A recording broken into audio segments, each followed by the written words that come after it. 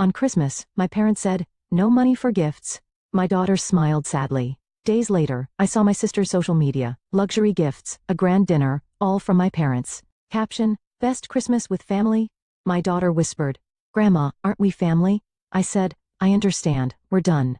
Then my parents showed up in tears. In a quiet suburb of New York, Amber Donovan lived with her 8-year-old daughter, Emma.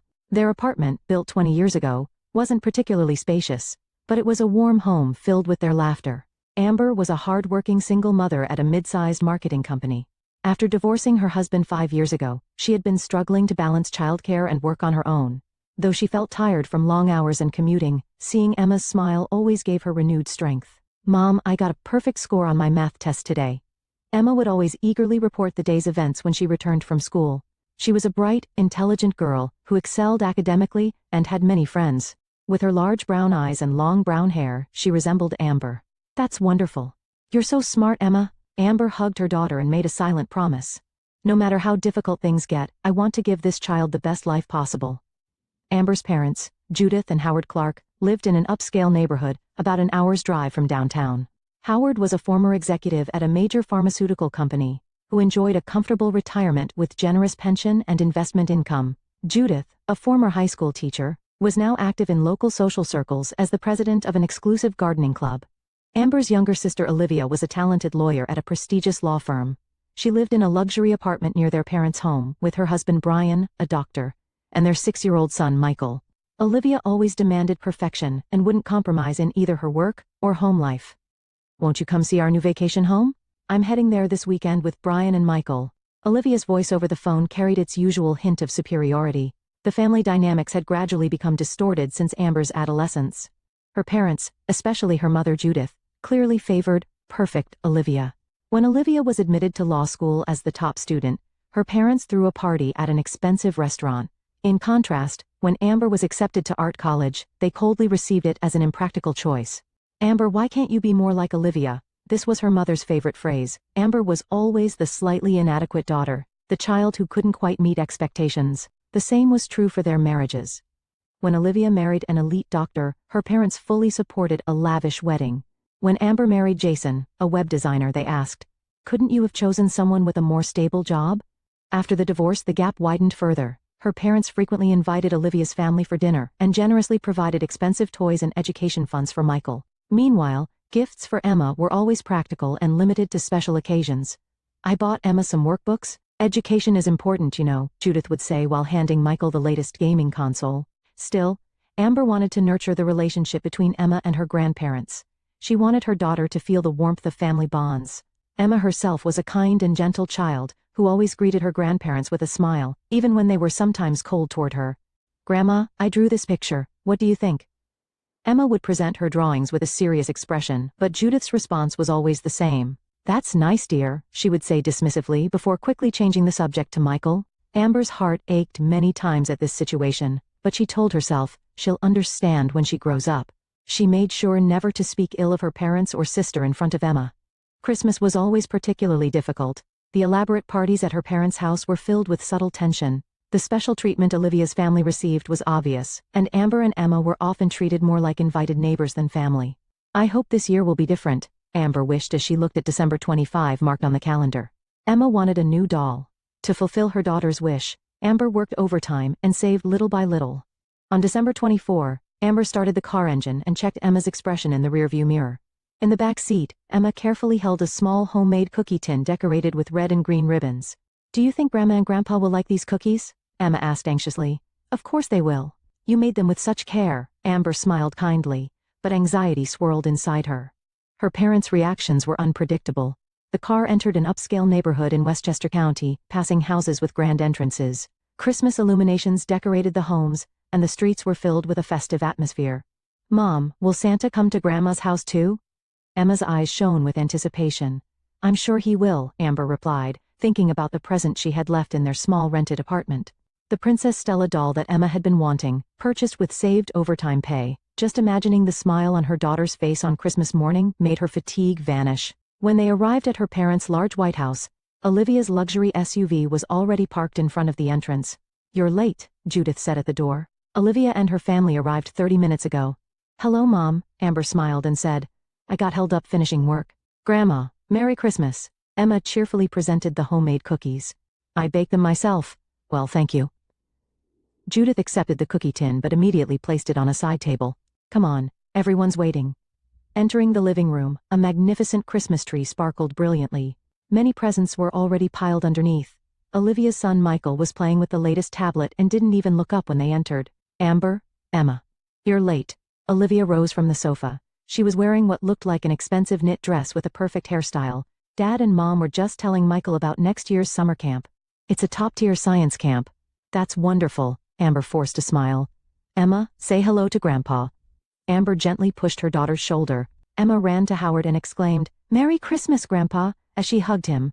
Howard smiled somewhat awkwardly and lightly patted Emma's head. Hey, how are you?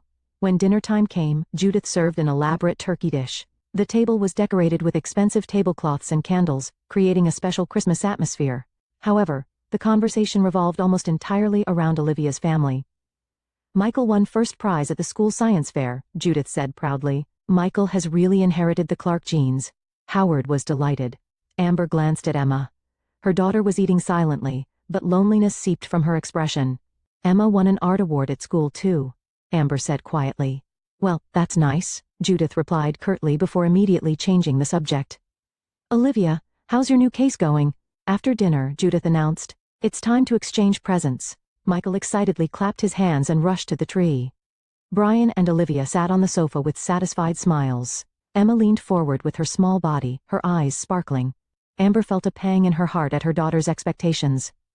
For weeks, Emma had been talking about the Princess Stella doll. Michael goes first. Judith handed him a large box. Michael tore the wrapping paper and found the latest electric miniature car. Wow, this is exactly what I wanted. Present after present was opened, and Michael received a new game console, science kit, expensive sportswear, and more.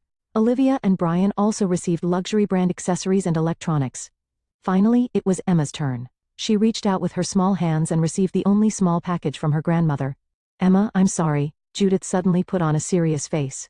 We couldn't afford to buy you a present this year. Silence fell on the living room. The smile disappeared from Emma's face, replaced by confusion. But Emma's gaze turned toward the pile of presents that Michael had accumulated. We have to think about our medical expenses for old age, Howard explained. We can't afford luxuries. Amber felt her body tremble with anger but maintained her composure for Emma's sake. It's okay, Emma. When we get home, there'll be presents from Santa. Emma looked sad for a moment, but soon managed a small smile. I understand, Grandma. Money is important, isn't it? Those words tore at Amber's heart. Seeing an 8-year-old child try to understand adult circumstances, she could barely hold back her tears. Christmas night passed in a heavy atmosphere. As they were leaving, Michael proudly showed off his new toys, while Emma watched in silence. Come visit again, Judith said to Amber. When we have more money to spare, we'll buy something for Emma too. That night, after returning to their apartment, Amber cried secretly in her bedroom, burying her face in her pillow so Emma wouldn't hear. A few days after Christmas, Amber was absently scrolling through her smartphone on the sofa after work. Checking social media, she noticed Olivia's latest post. Several photos accompanied the post. The first showed Michael riding what looked like an expensive new electric scooter. The next was of Olivia's family enjoying dinner at a luxury restaurant. And the last was a family photo of Judith and Howard, smiling with Olivia's family in front of a magnificent Christmas tree. The caption read, "The best Christmas with family. Thank you for the wonderful presents and the finest dinner." Amber stared at the screen, unable to believe her eyes. The post was dated the day after they had visited her parents' house. Mom, what are you looking at? Emma returned from school and sat beside Amber. Amber tried to close her phone quickly, but it was too late. Emma had already seen the screen. Wait, is that Michael's new scooter? Emma said. Is it from Grandma and Grandpa? Amber was at a loss for words. Should she lie or tell the truth? But Emma's intelligent eyes were already beginning to understand. But Grandma and Grandpa said they didn't have money. Emma's voice grew quieter. Amber didn't know what to say. Emma slowly pointed at the photo on the phone screen. Grandma, aren't we family too? Those words broke the last barrier in Amber's heart. Years of disappointment and anger poured out. She hugged Emma tightly. We are family, Emma. We're in a family on our own. Emma's shoulders trembled slightly, not from crying, but from the sadness of understanding. Amber quietly made a decision. I understand. This ends now. At that moment, the doorbell rang. When Amber opened the door, Judith and Howard were standing there with tears in their eyes. Amber, we need to talk to you. Judith's voice was trembling, her eyes were red and swollen, and her usually perfect makeup was ruined. Please come in, Amber said calmly, consciously trying not to show her emotions. Howard and Judith entered the small apartment's living room. Emma stood behind her mother, partly hiding. Emma, could you play in your room for a while? Amber asked gently. Emma hesitated but nodded and headed to her room. However, she didn't completely close the door. You saw Olivia's social media post, Judith said, almost collapsing into a seat. Yes, I did, Amber replied coldly. The day after you told us you had no money, you gave Olivia's family lavish presents. I can explain. Judith struggled for words. Explain what? How you've treated Emma and me all these years? Anger seeped into Amber's voice. Always Olivia first and we come second? Or maybe third? That's not true, Howard objected. We treated everyone fairly. Fair, Amber interrupted. Expensive toys and science camp for Michael, and we don't have money for my daughter? Where's the fairness in that? A heavy silence fell over the room. We were wrong, Judith finally admitted. After seeing Olivia's social media post, I realized what we'd been doing when I pictured Emma's face. I'm an adult. I can handle however you treat me, Amber said quietly. But Emma is different. She just wanted to be loved by her grandparents. We truly regret it, Howard said. Will you let us try again? Amber stared at them intently. The years of disappointment and anger wouldn't disappear, but they were still her parents. Should she cut ties completely, or give them another chance? I can't give you an answer right now. I need time to think, Amber finally said. At that moment, a small voice was heard. Emma had peeked out from her bedroom door. Emma? Amber called out. Emma quietly entered the living room. There was a surprisingly mature expression on her face. Grandma, Grandpa? Emma looked straight at them. If you don't love me, that's your loss. I'm happy because I have Mom. Judith burst into tears at those words. Howard's eyes were also red. We do love you, Emma, Howard said, his voice choked. We just couldn't express it well. Are you really sorry? Can you keep your promises? Emma's question was simple but sharp. Yes, I promise, Judith answered, wiping away her tears. Amber was surprised yet proud of her daughter's strength. She was relieved that Emma knew her worth and understood she deserved to be loved. It's getting late, Amber stood up. My daughter and I need time to talk. Her parents reluctantly showed understanding and prepared to leave. At the entrance, Judith placed a small package on the table. This is a present for Emma. What I should have given her for Christmas, she said softly. After the door closed, Amber and Emma hugged each other. Are you okay? Amber asked, stroking her daughter's hair. Yes, I'm okay, Emma smiled. Mom and I are a strong team, right? That night, Amber thought deeply for a long time. Instinctively, she wanted to completely cut ties with her parents, but she needed to make a calm decision for Emma's sake too. The next morning, she spoke directly with her boss Martha at the company. Amber, I think you can lead the new project, Martha said. It's a major client from the West Coast. Are you interested? Absolutely, please let me do it, Amber immediately replied. This was a big opportunity. If the project went well, there was a possibility of promotion. On the weekend, Amber took Emma to the park. Sitting on a bench drinking hot chocolate under the weak winter sun, they talked. Mom, what are we going to do about Grandma and Grandpa? Emma suddenly asked. What do you think? Amber wanted to hear her daughter's opinion. Emma thought for a moment before answering. I'm angry, but everyone makes mistakes, right? If they're really sorry, maybe we could give them a little more chance. Amber was surprised by her daughter's mature response. She felt warmth in her chest at the forgiving heart within her. You're right, Amber said quietly. Instead of cutting off the relationship completely, let's keep some distance and see if they can really change. Emma nodded. Yes, I think that's good. For the next few weeks, Amber immersed herself in the new project. She worked from early morning until late at night, spending weekends preparing materials as well. Emma understood her mother's efforts and tried to help with whatever she could. Emma, thank you for working so hard, Amber said one evening, seeing her daughter folding laundry by herself. I know you're busy, Emma said proudly. I'm getting bigger now, so I can help out. Amber also started a side business. She took on freelance web design work on weekends, gradually increasing her savings. Her goal was clear, to provide a better life for Emma and to prove that they could manage without her parents' help. She maintained minimal contact with her parents. She sent birthday cards and occasionally called, but they no longer spent weekends together as before. Judith and Howard wanted to visit several times and see Emma, but Amber told them, we still need time. There was no contact at all from Olivia. She had probably heard about the situation from their parents, but made no effort to repair the sisterly bond. Spring came, and Amber's project was a huge success. Martha officially promoted her to team leader. Congratulations, Amber, Martha announced in the office. The West Coast client was full of praise. Your annual salary will increase by 20%. That night, Amber brought home a cake for Emma. Mom, that's amazing. Emma jumped up and down when she heard about her mother's promotion. We should celebrate. Yes, let's celebrate, Amber smiled. Emma, I promise to make next Christmas special. Emma hugged her mother. Being with you is already special. But if there's a new Princess Stella castle, she joked, her eyes twinkling. Amber laughed. I'll consider it, little princess. By autumn, Amber's work became busier, and her responsibilities increased. But it was a good change. She had proven her abilities and was becoming respected by those around her. Emma was also thriving at school. She won an award in a creative writing contest, and her project was highly acclaimed at the science fair. Mom, look. Emma immediately showed her certificate when she returned from school. My teacher said my story was really good. That's wonderful. Amber hugged her daughter. My genius writer. The relationship with her parents was slowly changing too. Judith called on Emma's birthday and sincerely congratulated her success. Howard listened with interest to Emma's story about the science fair. But Amber remained cautious. She wanted to take time to make sure their change was genuine.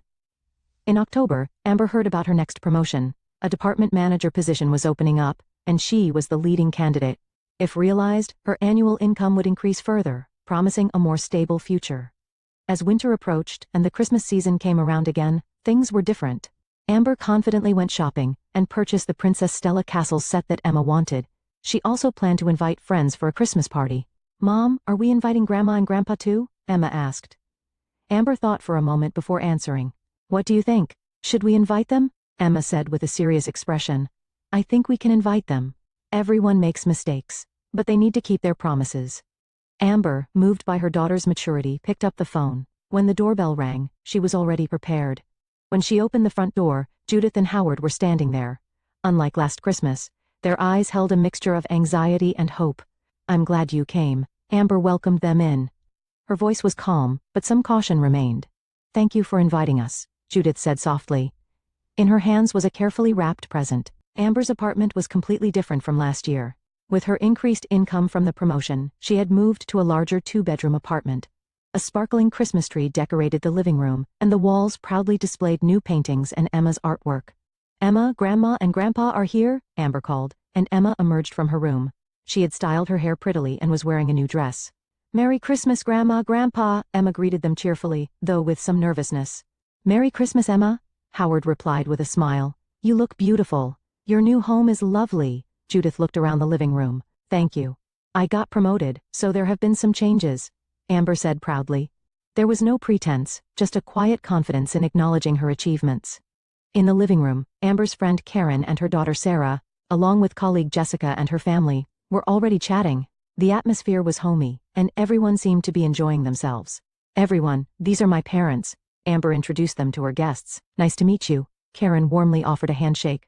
I always hear about Amber and Emma. They're truly a wonderful mother and daughter. Judith nodded slightly at those words. In her eyes was surprise that her daughter and granddaughter were so loved and respected by others.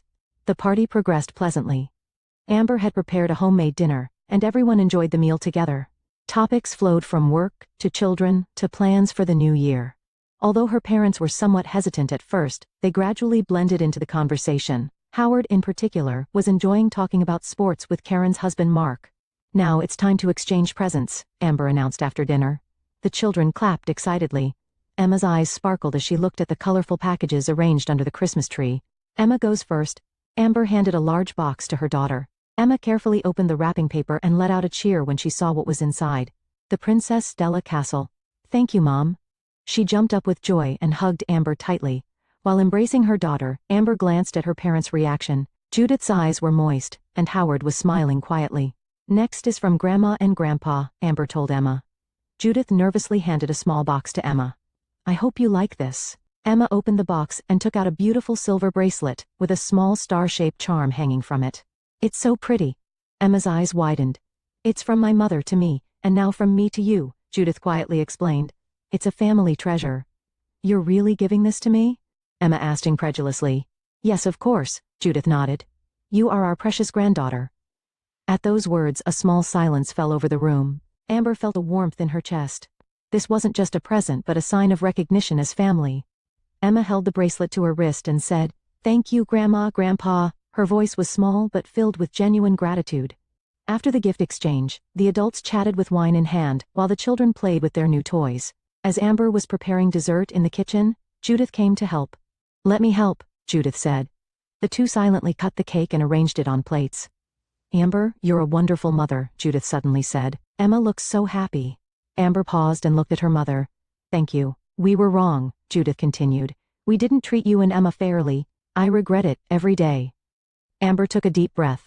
The pain of the past wouldn't easily disappear, but perhaps it was time to forgive. "We can't change the past," Amber said quietly. "But the future is different. Grandparents are important to Emma. If the relationship is fair and caring, I welcome it." Tears fell from Judith's eyes. "Thank you for giving us a chance." When they returned to the living room, Emma was enthusiastically telling Howard about her school project. Howard seemed genuinely interested. "Grandpa, will you come to my next science fair?" Emma asked. "Of course," Howard answered with a smile. "I'm looking forward to it." As the night grew late, guests began to leave. Her parents were the last to remain. "Thank you for a lovely evening," Howard said. "It's been a really enjoyable time, the best in a long while." "Come again," Emma said. "Next time I want to talk more." At the entrance, Amber faced her parents. "Thank you for today." Emma was happy too. "Thank you for inviting us," Judith said. She seemed to be searching for words, wanting to say something more. "Let's take it slow," Amber suggested, "one step at a time." After her parents left, Amber and Emma sat together on the sofa. "Did you have fun?" Amber asked her daughter. "Yes, so much," Emma answered with a smile.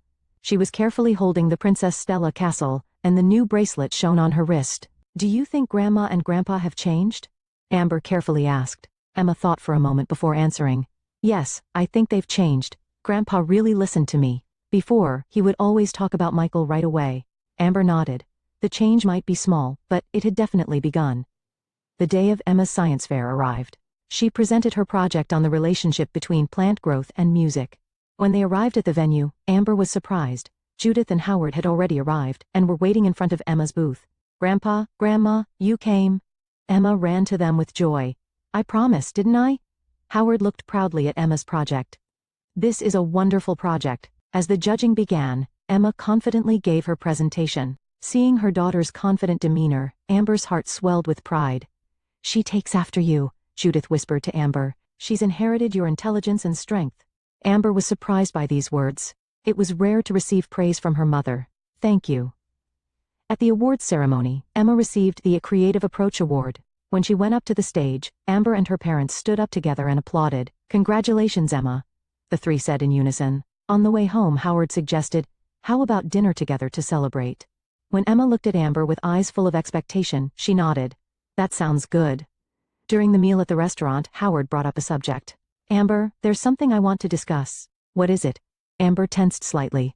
"I talked to Olivia," Howard said. "I tried to make her understand our mistakes, but it's still difficult for her." Amber listened silently. "But," Judith continued, "we've decided to love and cherish all our grandchildren equally. No more favorites." "That's good to hear," Amber said honestly. "And," Howard hesitated a bit, "we've opened an education fund account for Emma. The same amount as Michael's." Amber was surprised. "That's you can refuse if you want," Judith quickly said. "We know you're strong and independent. But for us, we hope it can be a small atonement for the past." Amber thought deeply. She would have refused before. But now it was different. This wasn't just about money but a demonstration of equal grandparental love for Emma. "Thank you," Amber finally said. "I'll accept it for Emma. But I have one condition." "Anything," Howard said. "We found happiness on our own," Amber said slowly. "So from now on, I want an equal relationship. Aid and control are different things." Her parents nodded seriously. "Family means loving and cherishing each other, right?" Emma suddenly said. The words contained both childlike purity and remarkable insight. The four people at the table looked at each other and quietly exchanged smiles. It had been a long and difficult journey, but finally, the true image of a family seemed to be emerging. 3 years after that decision, in winter, in an office in downtown New York, Amber Donovan was doing a final check on a new presentation. On the wall hung a sophisticated logo for Donovan Digital Marketing, with young staff members working energetically. It had been a year since Amber established her own digital marketing company. The company was growing rapidly and already employed 10 staff members. Her expertise and honest approach earned trust from many clients, and her reputation in the industry was growing. "Mom, are you finished?" Emma, now 11 years old, peeked through the office door. After school she often stopped by her mother's office. "Just a little more?" Amber answered with a smile. Emma had grown from that sad little girl into a confident, active young lady. She was developing her artistic talents and had even won prizes in local piano competitions, showing abilities in various fields. Above all, her smile contained true happiness. Grandma and Grandpa say they've already arrived at the airport. Emma showed her smartphone. Tonight was the night Amber's parents were coming to New York from Florida. Judith and Howard, who had retired 2 years ago, had moved to Florida seeking a warmer climate but regularly came to visit their grandchildren. All right, let me finish up work and we'll go pick them up. The family relationship had steadily been repaired. Her parents had acknowledged their mistakes and now treated all their grandchildren equally. Michael, Emma, and even little Sophia, who was born to Olivia last year, all received the same love. Initially, Olivia had resisted the family changes. She was confused and angry that the special treatment she had enjoyed for years suddenly disappeared. But over time, she began to recognize her own arrogance. Now the sister relationship was slowly improving too. Amber and her parents talked on the phone once a month and spent more holidays together. The relationship wasn't perfect, but it had become healthy, based on honesty and mutual respect.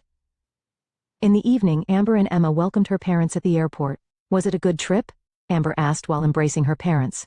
Yes, very much so, Judith answered with a smile. She too had changed. Her obsession with perfection had faded, and she had become a gentler, warmer person. That night, during dinner at Amber's apartment, as Emma was talking about her homework, the doorbell rang. Who could that be? Amber wondered. When she opened the door, Olivia, Michael, and little Sophia were standing there. Surprise? Olivia said, looking a bit embarrassed. I heard there was a family gathering. Amber was surprised for a moment but quickly invited her sister in. Of course, come in. As the night deepened, the former tension dissolved, and the room was filled with laughter. Seeing this scene, Amber felt proud of her choices. The most important lesson she had learned from her life was that her value wasn't determined by others' assessments but by her own efforts and love. And now, with that lesson in her heart, she was walking confidently into the future.